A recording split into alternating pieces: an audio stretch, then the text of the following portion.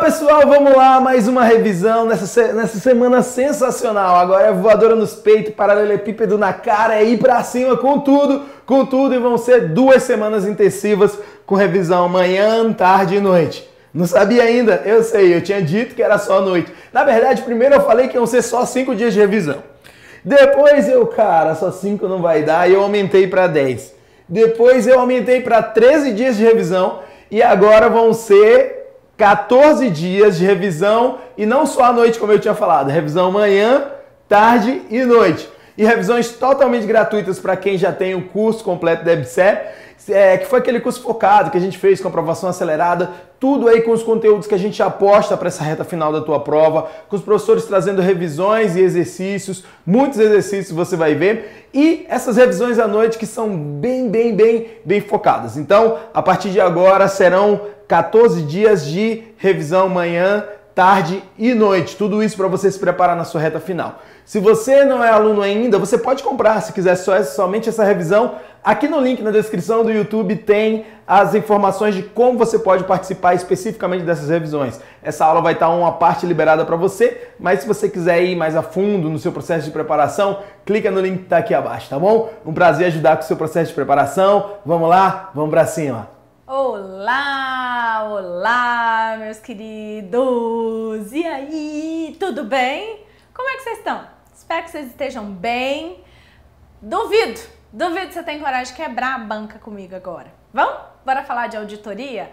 Deixa eu me apresentar para vocês. Muito prazer, se você ainda não me conhece, eu sou a professora Fernanda Coelho, enfermeira, formada pela Universidade Federal de Goiás, goiana até a medula dos ossos, então você vai ver aqui um zero bem puxado, certo? E é isso mesmo, porque eu não consigo ser de outro jeito, e porque no fim das contas eu aprendi que eu faço é gostar de ser goiana, né?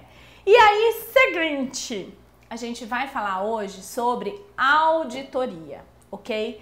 Item do edital da EBSER, certo? Então, assim, tanto da EBSER Nacional quanto da EBSER para UFO, né? Para a Universidade de Uberlândia. Então, assim, ai, nossa, professora, VUNESP ou IBFC, galera, revisão vai servir para as duas, ok? Revisão a gente não perde. Para com essa neura de não, direcionado para determinada banca, gente, a questão ela pode ser direcionada, mas a revisão, a gente faz a revisão do quê? Não é revisão da banca, é revisão do conteúdo, e isso vai servir para as duas situações, ok? Não tá extenso, não tá demorado, isso daqui rapidinho a gente vai bater um martelo nesse conteúdo, então eu digo para você, tire as distrações, elimine tudo aquilo que pode te atrapalhar, torne mais fácil fazer a coisa certa. Se você não estiver me assistindo no celular, tira este bendito de perto de você, coloca ele guardado num lugar, certo? Desativa ou pelo menos desativa as notificações, etc e tal. Torne mais fácil fazer a coisa certa. Vamos começar a nossa revisão? Muito rapidamente. Caminhou, partiu. Queridos, quando a gente fala sobre auditoria, existem umas palavras que a gente precisa pensar. É uma avaliação sistemática e formal. Sistemática porque existe um método, certo? Existe método e existe etapas que têm que ser cumpridas da maneira correta para que a coisa funcione, certo? Então, assim, quando você vai fazer auditoria, se faz uma fase analítica em que você estuda qual é a demanda, qual que é o objeto de auditoria, qual que é a legislação que se aplica, etc e tal, para você não chegar lá na hora de fazer a visita orelha, sem saber o que está acontecendo, sem saber nem o que você precisa procurar, o que você precisa olhar. Então, existe uma fase analítica em que você se apropria desse conhecimento para poder conseguir colocar quais vão ser os critérios, etc e tal. Depois existe uma visita, né? O momento operacional, mão na massa. Esse momento operacional, a coisa da sistematização é tão séria que se, por exemplo, você define um escopo, você fala, a gente vai olhar determinada coisa e lá na hora você descobre uma coisa assim, caraca, perca, isso aqui está completamente fora. A gente não pode deixar de olhar isso aqui. Mas se isso não for escopo dessa auditoria, se não estiver dentro do plano, pode ser um orangotango dançando Macarena, que você não vai colocar ele nessa auditoria. Você pode, no máximo, anotar, e isso pode virar uma outra tarefa para uma outra auditoria, etc e tal, mas não vai ser objeto dessa auditoria. Isso mostra o quê? Sistematização. Você faz o plano e você segue o plano, certo? Então, formal é um processo que vai gerar o quê? Documentos.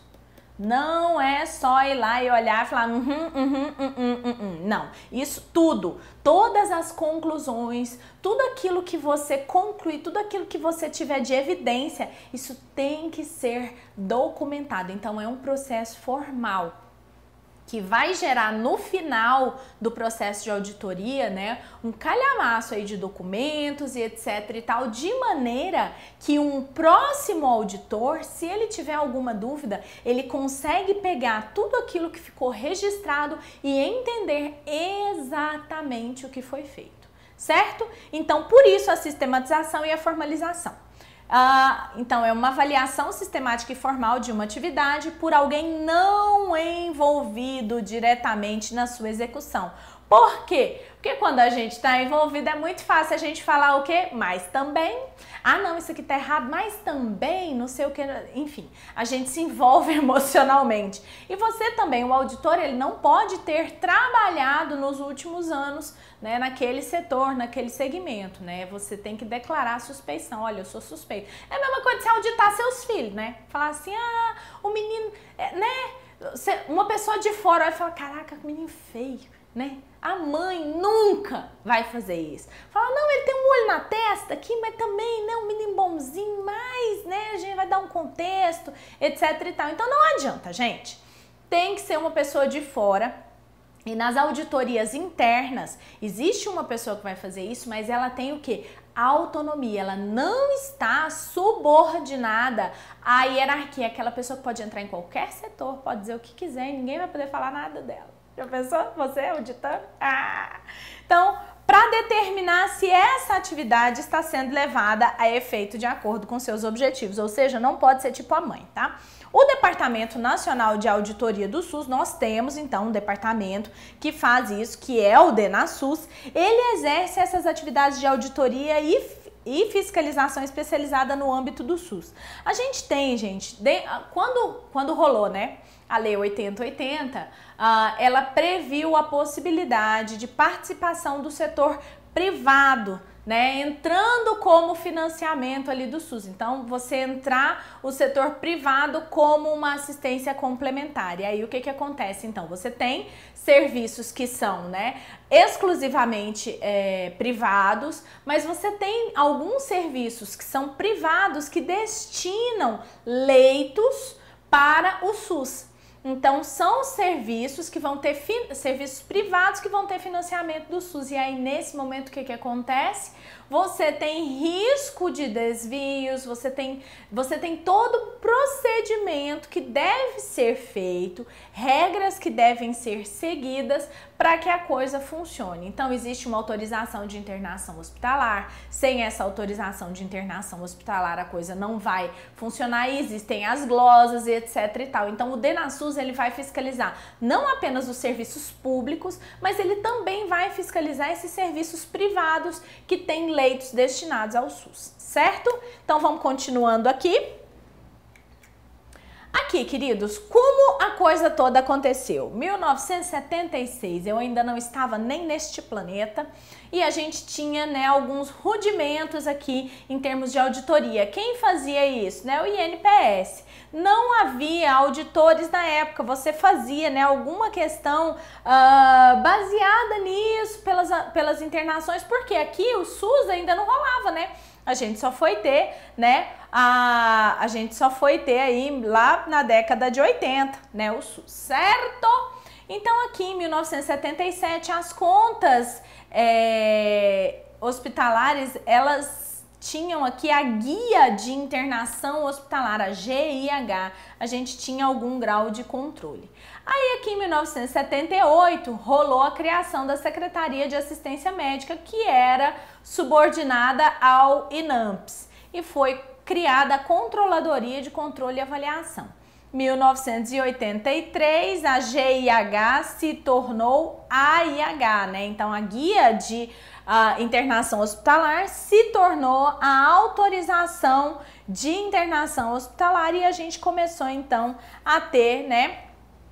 A gente começou a ter, então, aqui a auditoria feita nos próprios hospitais. 1988, temos aqui a aprovação da Lei 9656, esta lei que dispõe, né, a respeito de assuntos de auditoria. Então, a Lei 9656, ela vai dispor a respeito dos planos e seguros privados de saúde.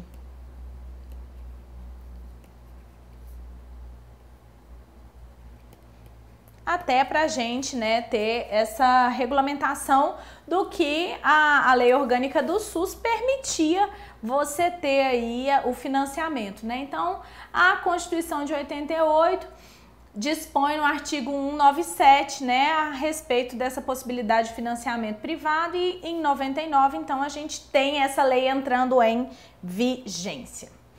A auditoria, então, vai ser o quê? Uma atividade profissional da área médica e de enfermagem, isso, né, pensando na auditoria nos serviços de saúde, que analisa, controla e autoriza procedimentos médicos para fins de diagnóstico e condutas terapêuticas propostas ou realizadas. Então, vai ser auditoria para aquilo que está proposto. Você já ouviu falar?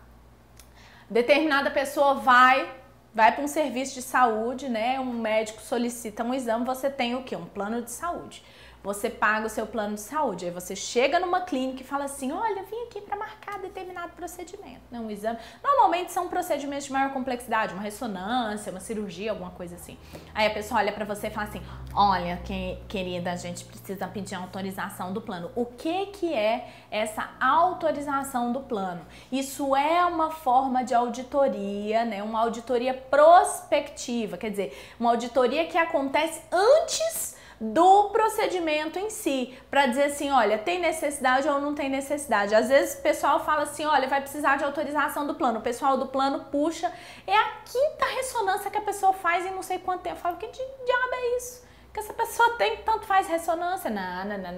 Não tem indicação. Então, acontece aí uma auditoria prospectiva, né, que é essa autorização. E isso pode acontecer também, né, depois, retroativo. Depois que esse cuidado já foi realizado, então a pessoa faz uma internação, faz uma cirurgia, etc e tal, esse prontuário vai ser auditado para saber se bate, né, aquilo que foi feito com a conta, ok? E, obviamente, então, a auditoria, ela respeita a autonomia do profissional e os preceitos éticos. O auditor, às vezes, ele pode sugerir, ele pode não liberar, ele pode querer discutir com o médico que pediu o exame, etc e tal, ok? A auditoria em enfermagem, então, vai ser o quê? A avaliação sistemática da qualidade da assistência de enfermagem. Isso vai ser verificado através das anotações. Aqui a porca torce o rabo, né?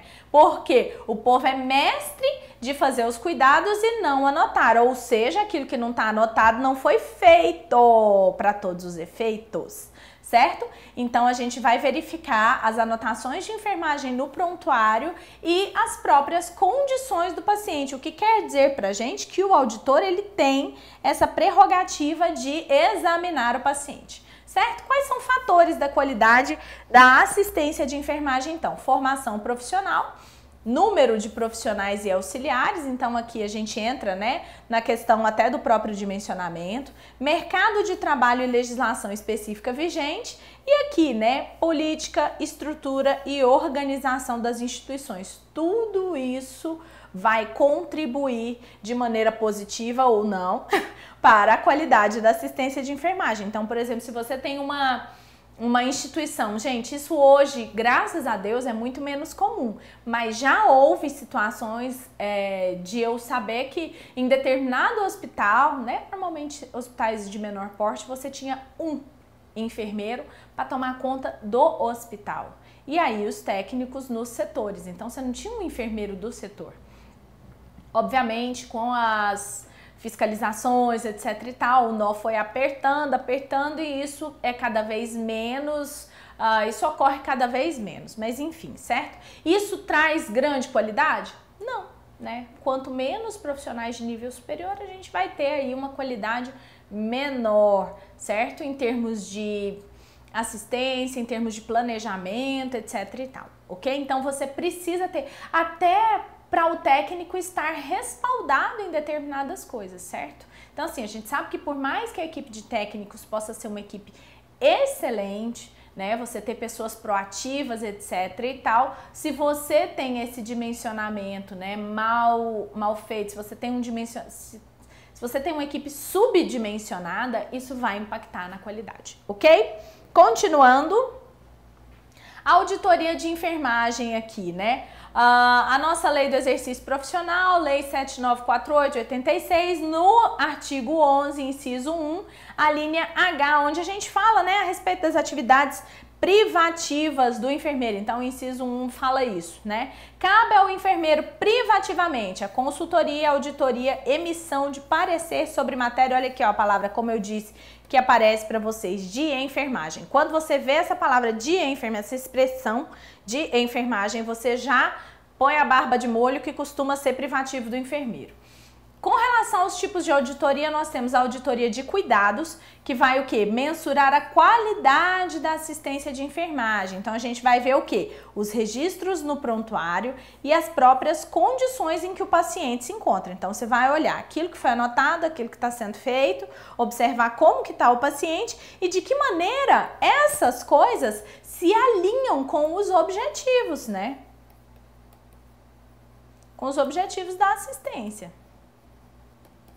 Né? A gente vai observar o que? O resultado. O resultado que se obtém com essa assistência ao paciente. Já a auditoria de custos, a gente vai falar da bufunfa. Então, o que nós vamos fazer? Conferir e controlar, né? Então, por exemplo, na realização de procedimentos, o plano de saúde cobre, sei lá, tantos pacotes de gás para um curativo. E a pessoa, então, quando faz um procedimento, ela tem que anotar o material que foi utilizado, etc e tal, todas essas questões para conferir e controlar os custos dessa assistência.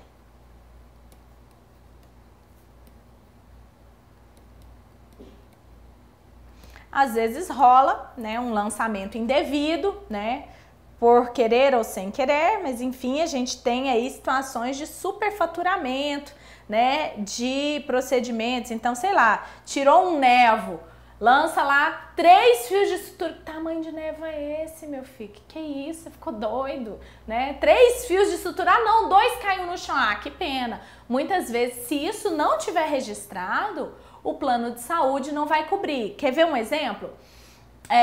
Punção venosa. O técnico de enfermagem foi lá, fez a punção venosa e registrou no profissional, no prontuário. Realizado punção venosa com gel com número tal, né, membro superior direito. Ponto. Mas não colocou no prontuário que o paciente era super difícil de acesso, que foi na milionésima tentativa. Então, para cada tentativa, um catéter. Se ele só evoluiu puncionado acesso venoso com gel com número tal, etc e tal, e não colocou quantas tentativas, o plano de saúde vai glosar, certo? Então, se colocou lá 4 catéteres, né, para uma punção, ele fala, querido, uma punção, um catéter, a menos que isso esteja anotado no prontuário, que foi um acesso difícil, que foi necessário tantas tentativas. Então, quando a pessoa evolui no prontuário lá, foi na primeira tentativa, não é para dizer, ó, como soltou o bom de punção, é para justificar o material. Na 5ª tentativa, não é para dizer, ai, poxa, por isso que eu demorei. Não, não, é só questão de justificativa do material. Precisa ser registrado, porque senão rola glosa, ok? Então, aqui a auditoria de custos vai verificar a questão dos do faturamento, tanto dos planos de saúde quanto do próprio SUS, né? Então, assim, os financiadores, né, do sistema de saúde podem ser os planos de saúde, pode ser o SUS e pode ser quem? Você! Quando você não tem plano de saúde e você decide ir para uma instituição particular, né, uma instituição privada, e você fala assim, eu vou pagar particular. Né? E aí o que acontece? O pessoal começa a te encher de exame. E aí você fala, caraca, meu Deus, isso não tem fim, ó Jesus, enfim, você nesse caso é o financiador. E você pode, obviamente, auditar, né, a necessidade, etc e tal, mas a maioria das pessoas não faz isso e a gente não tem tanto know-how para isso, em muitas situações, né? O que rola aqui nesse caso, então? Os planos de saúde, eles auditam, né, os prontuários, etc e tal, e muitas situações eles falam, vou pagar isso aqui não tá devido, isso aqui não tá registrado, etc e tal. Como é o nome disso? De nós não vamos pagar nada, o nome disso é glosa, certo? Glosa é o quê? É o cancelamento parcial ou total do orçamento por serem considerados ilegais ou indevidos.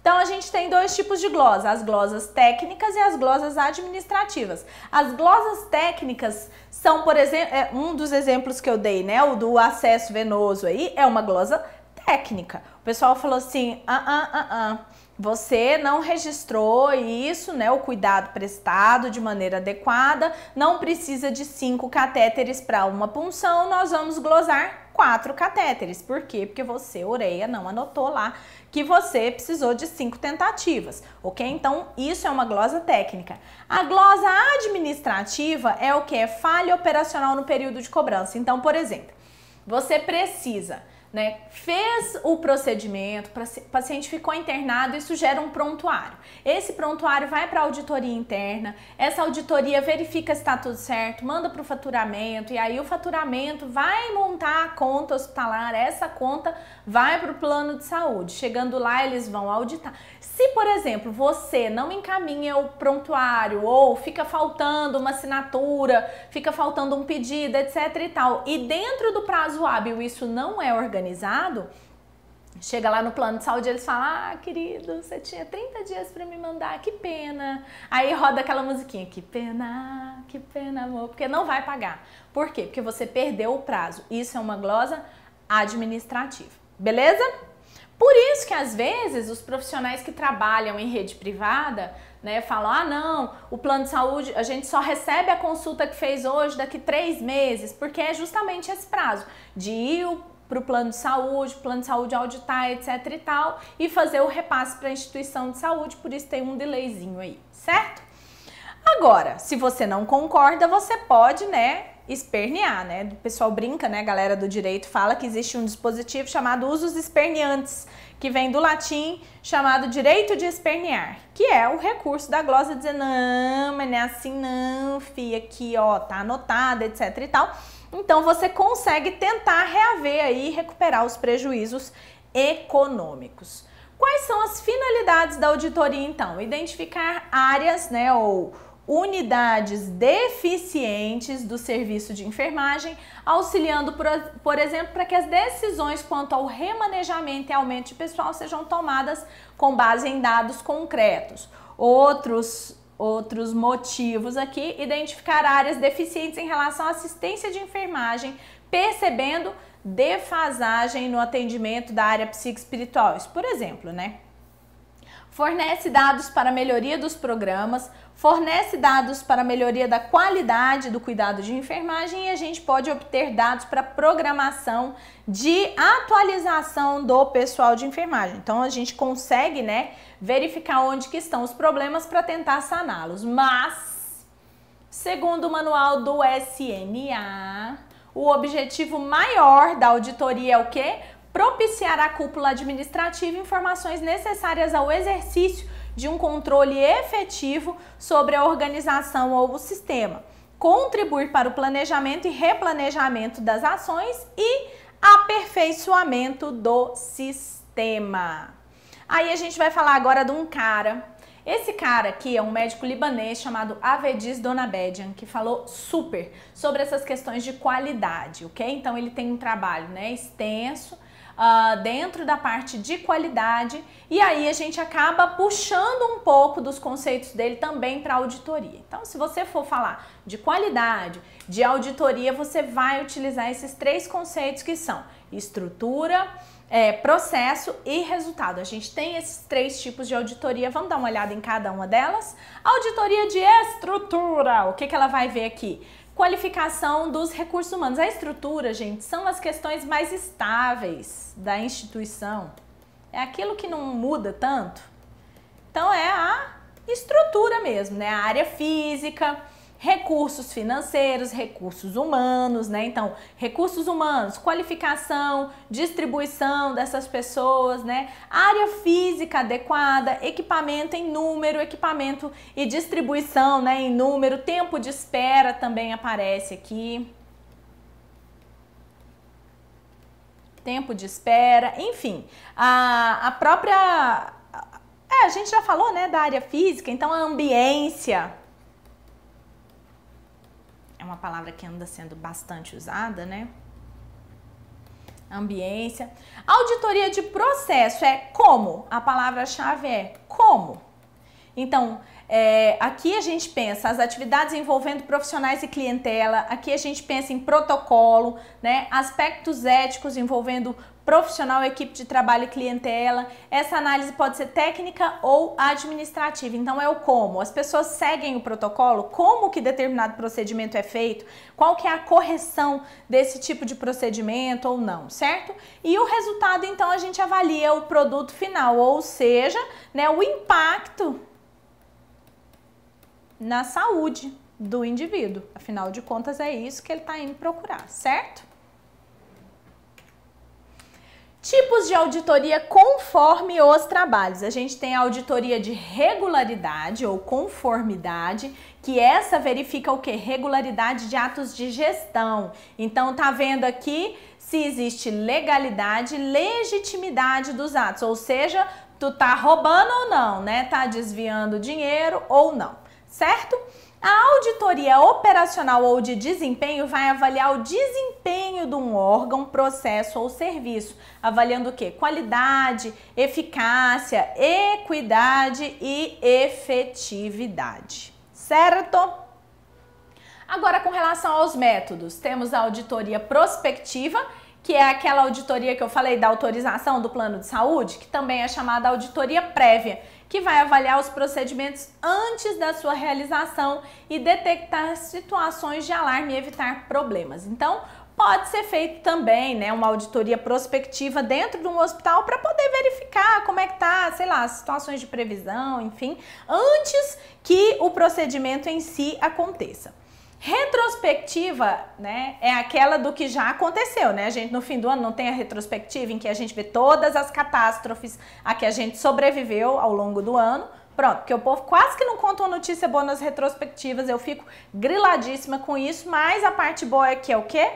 Somos sobreviventes. Você olha aquela retrospectiva do ano e fala, caraca, eu sobrevivi a tudo isso, né? É aquele momento em que você fala assim, glória a Deus, né? Estamos seguindo em frente. Vamos lá, então, a retrospectiva vai ser aquela que ocorre depois do serviço prestado. Então, vai avaliar os resultados à luz de um critério estabelecido. E a operacional é aquela que a gente verifica enquanto a assistência é prestada. Ela é realizada enquanto o cliente recebe o serviço e vai buscar o que? Evidências da eficácia e eficiência das atividades em comparação com um critério estabelecido. Essa forma de auditoria contribui para o aperfeiçoamento dos serviços, uma vez que fornece recomendações para tanto. Essa auditoria é a auditoria dos 3 Es: economia, eficiência e eficácia. Quanto à forma de intervenção, a gente tem a auditoria interna, que é quando você tem um profissional da própria instituição. Então, digamos, teve uma internação, o prontuário vai para a auditoria interna, esse prontuário foi para a auditoria interna, esse auditor vai ver se tem algum erro ou não antes de mandar para o plano de saúde. Então, o auditor interno, ele já tenta evitar as glosas. Ó, aqui tá faltando um pedido. Ó, isso aqui tá errado. Ó, esse registro aqui não tá adequado, etc e tal. Então ele tenta cercar a zebra, então ele já faz essa auditoria interna e aí já regula as coisas para quê? Para minimizar as chances de glosa, ok? E existe a auditoria externa, que é quando uma pessoa fora da instituição vem para fazer essa auditoria. Vamos dar uma olhada aqui no slide para a gente deixar isso bem claro. A auditoria interna, então, é feita por profissional da própria instituição com autonomia para indagação, portanto, sem subordinação às linhas de autoridade. Ele tem essa liberdade para avaliar. A auditoria externa é feita por elementos que não compõem o quadro de pessoal. É aquela situação, né, que vai auditar um menino e não pode ser a mãe, né, da instituição, podendo ser feita por profissionais liberais, associações, agências de fiscalização, entre outros. A gente tem aqui, né, com relação, aqui primeiro foi com relação à forma de intervenção. Quanto à natureza, a gente tem a auditoria normal, que é aquela, né, normal, com objetivo, né, regular de comprovação, sem uma finalidade específica. E tem a auditoria especial, que é quando tem uma treta.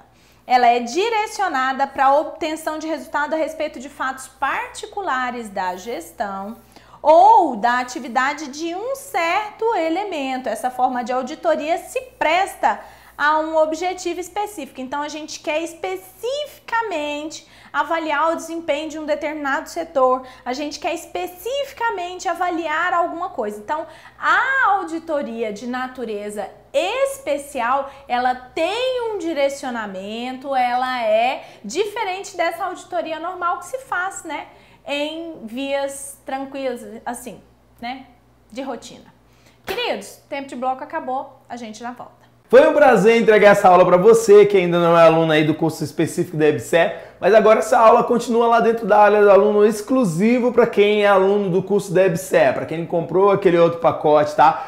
Se eu fosse você, essa reta final eu focaria nessas revisões, nesses exercícios, porque é isso que vai te ajudar a lembrar o que você estudou e a refinar aquilo que você está se preparando. Então vai ser muito legal você revisar, resolver os exercícios, ver cada detalhe, aparar as arestas com os melhores professores de enfermagem do Brasil, tá bom? Então se você tem interesse nessa revisão, aqui abaixo, com um desconto muito especial para você, você tem acesso a essas videoaulas. Vem aqui, clica no link que está aqui na descrição do vídeo, que vai te ajudar demais no teu processo de preparação. Vai te ajudar. Já pensou? Se você dessas revisões consegue tirar aí questões que seriam perdidas para você? Já pensou se dessas revisões você consegue lembrar de informações que você perderia na hora da prova? É por isso que a gente faz essas 2 semanas de reta final para você e você vai ter acesso a todas elas. Só clicar aqui no link da descrição, você vai ter acesso às aulas completas, tá bom? Forte abraço para você, vamos para cima. Me chamo Mayara Raquel Quiroga da Cunha. Meu nome é Sueli. Meu nome é Boni.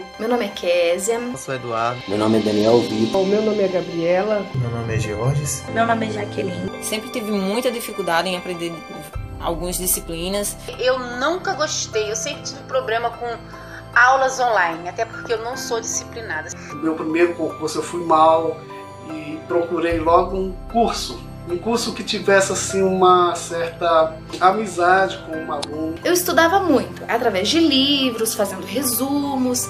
A minha dificuldade era não saber por onde começar a estudar. Tanta dificuldade de concentrar. Estava muito vago e o tempo estava corrido. O horário e também o direcionamento dos estudos, porque eu não tinha assim uma base. A minha maior dificuldade era conciliar o meu trabalho e os estudos. Eu descobri o ENF Concurso através de uma amiga que também estava fazendo cursinho preparatório para concurso. Eu fiz logo minha matrícula, comecei a estudar logo, me deparei com os bons professores que tem lá. Hoje estudo digo que, se não, os melhores professores que tem na área específica de enfermagem.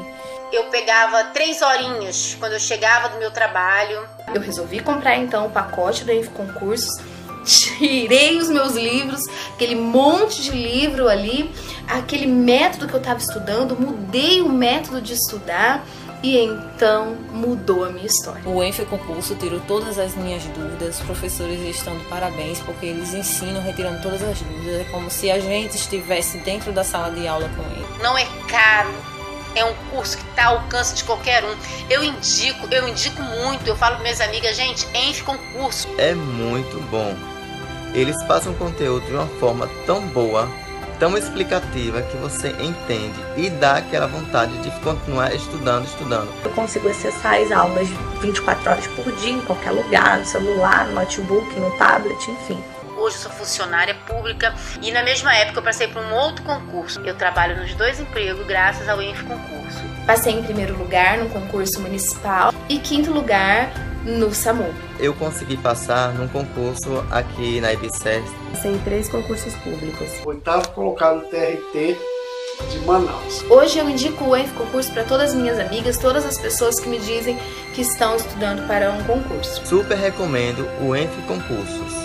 Quero agradecer e parabenizar a toda a equipe por tanta excelência, competência e por somarem de forma única na minha carreira desde já. Quem estuda, alcança, igual diz Fernando Pessoa. Pés no meu caminho, um dia eu farei um castelo. Entra no site do ENF Concurso, adquira um pacote que a aprovação dá certo. Me ajudaram muito. Obrigado, ENF Concursos. ENF Concursos, sua melhor preparação em concursos de enfermagem.